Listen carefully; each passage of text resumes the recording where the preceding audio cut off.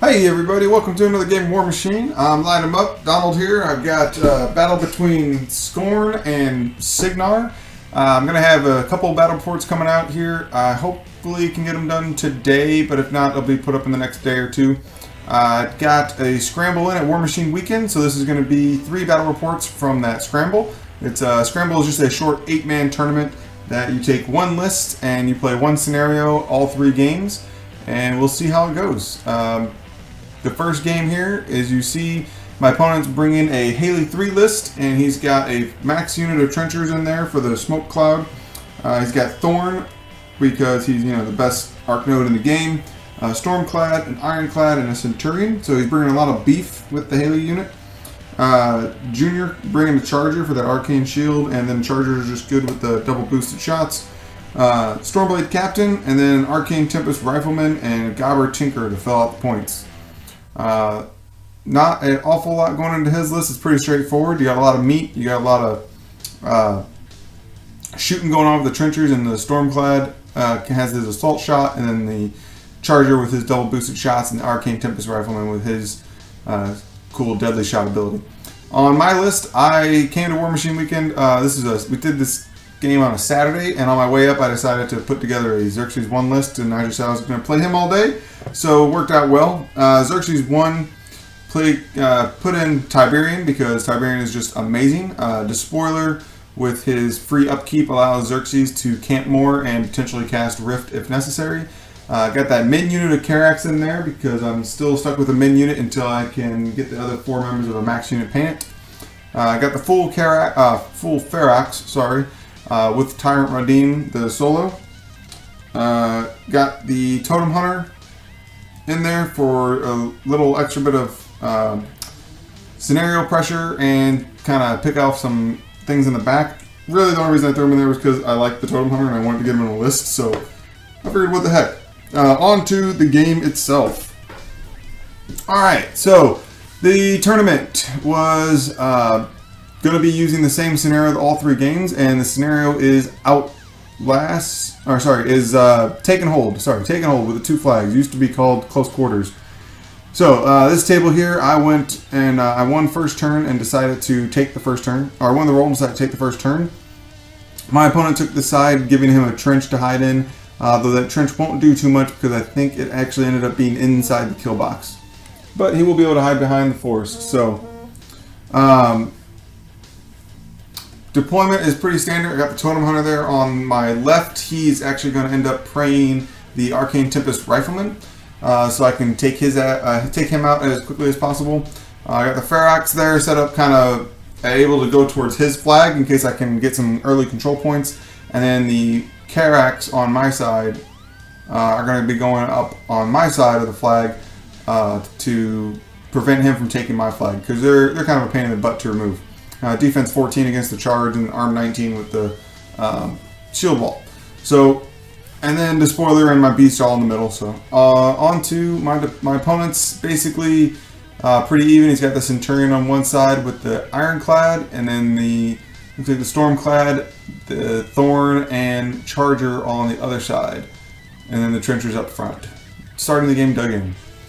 All right, turn 1.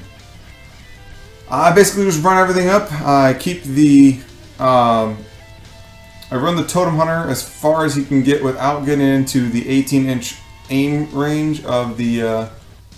Actually, I think I did. Yeah, I got into the 18-inch aim range of the sniper because I didn't care about him taking one shot and being able to. He's not going to one-shot the Totem Hunter, so I wasn't worried about that.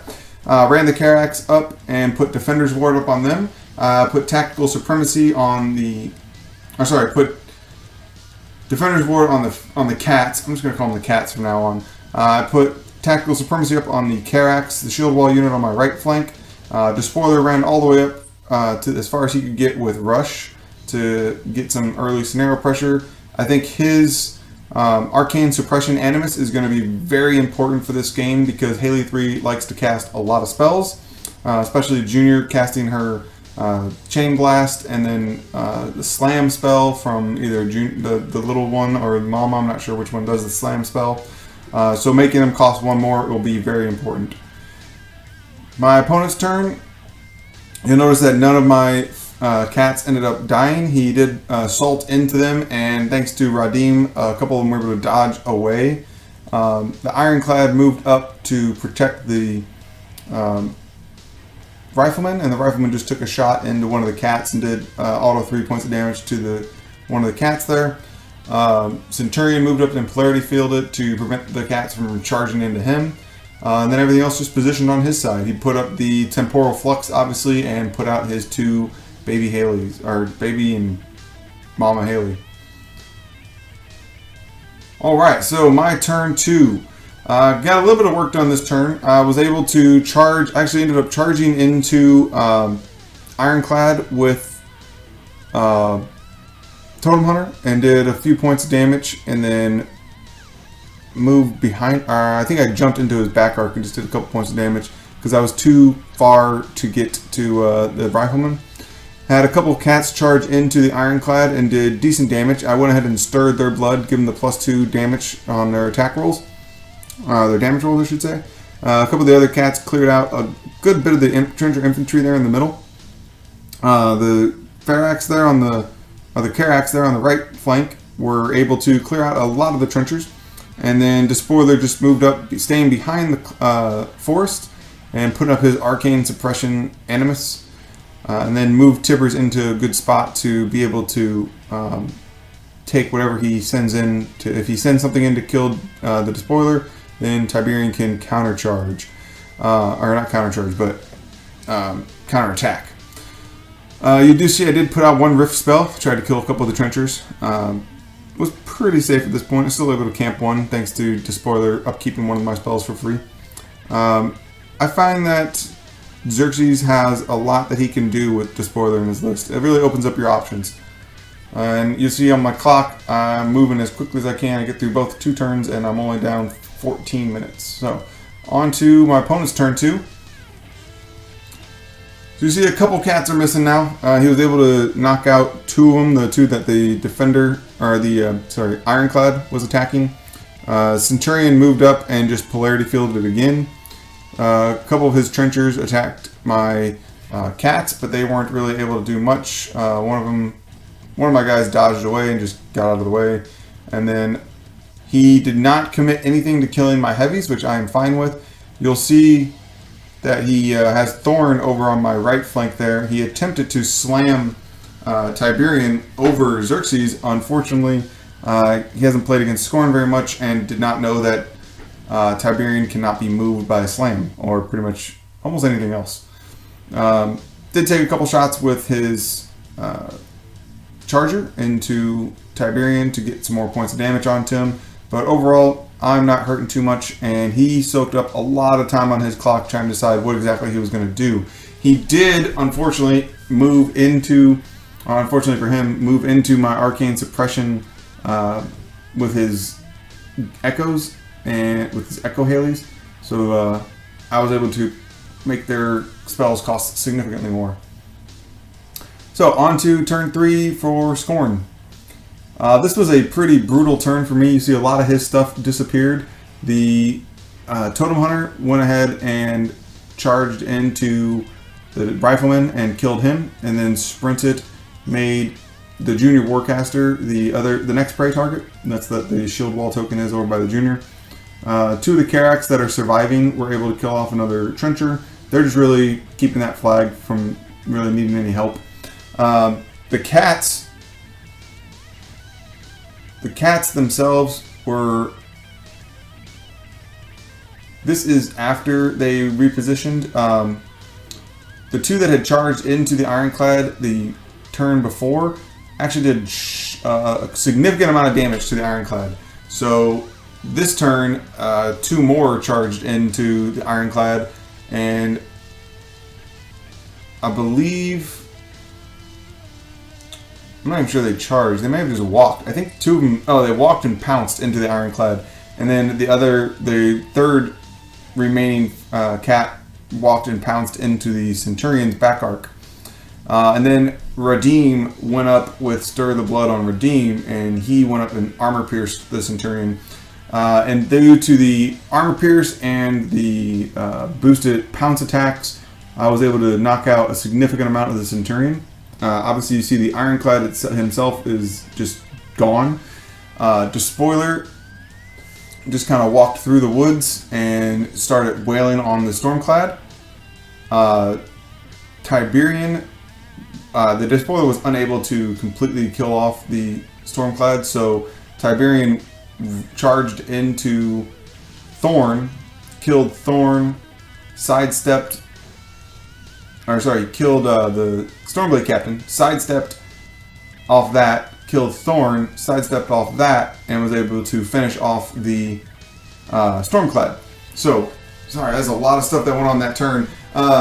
See, the Tiberion being able to move with Xerxis is just amazing.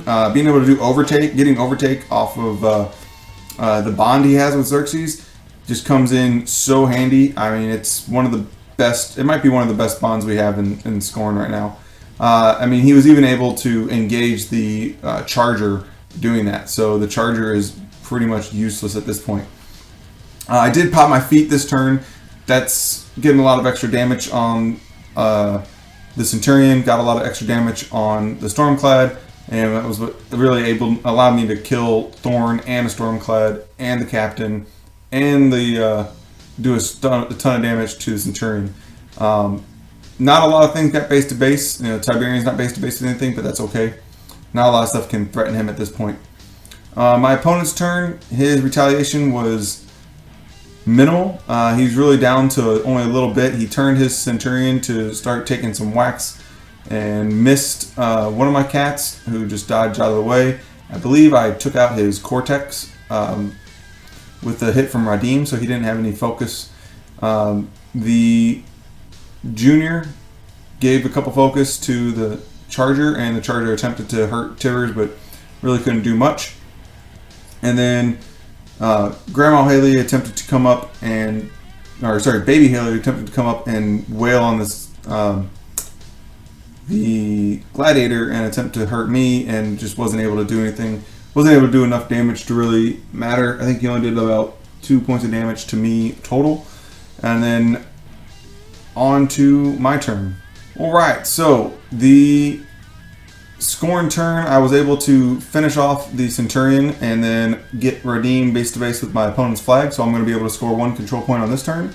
That Trencher model is not within 4 inches, so I don't have to worry about that. Despoiler was able to walk up and start wailing on Grandma Haley, Mama Haley? What do you call it? The actual Haley, not the Echoes, and get 3 cats into her, but unfortunately she's still defense 18, and even boosted attack rolls are having a hard time to hit defense 18.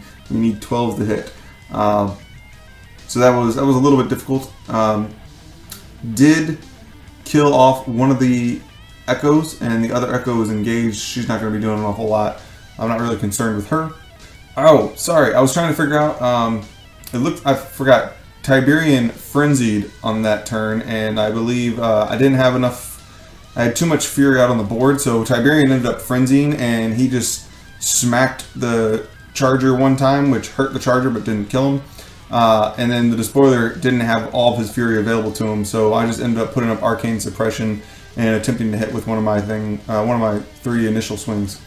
So that's why I didn't get an awful lot of work done on that turn. But I am going to go up to 1-0, and the Totem Hunter ran to get as close as he could to the Junior, so that he can attack that Junior next turn and get Arcane Shield off of the Haley unit. On my opponent's turn, he ran the Junior behind Tiberion, and not really. I guess he was trying to get away from the Totem Hunter, but it wasn't a great plan. But hey, something. And then the Charger attempted to do stuff, but obviously the Charger's not going to do an awful lot to a Tiberion. And then his, I know he's got Arcane Shield onto his caster, and then his other Echo was trying to attack Xerxis, but not an awful lot happening there. So my next turn, I was able to send the Tiberion. I just turned him around and killed Junior, which was able to allow me to move my prey target onto Haley with the Totem Hunter. And then the Totem Hunter charged into Haley in the back arc with Dark Shroud. He's mat 12 power and strength I believe, 18. Not 12. Yeah, power and strength 18, and so he's at dice plus 2, I believe. And there is my dice roll. So he ended up rolling 16 on the dice, so doing 18 points of damage. She shunted off 5, leaving her with, I think, 2 hit points left. And then he just hit her with his second attack, which is still mat 12 and power and strength 13, thanks to, 15, I think, because of the Dark Shroud. And that just killed her. So, Totem Hunter for the win, and it'll be a Skorne victory. It was a great game. I love having the Totem Hunter in my list. I can't fit him in my list very often because he is 6 points, and when he doesn't work, it's very expensive. But when he does work, man, he's awesome. The game was awesome. My opponent was very generous. He hadn't played against Skorne very much, so it happens. Scrambles are cool. If you guys can make it out to War Machine weekend, hopefully we can play in the Scramble next year. So. Other than that, we'll hopefully be getting out a couple more games today, and if not, I will get the rest of these 2 games up next week, and I will see you all later. Please like, comment, and subscribe, and thanks for watching. Have a good one.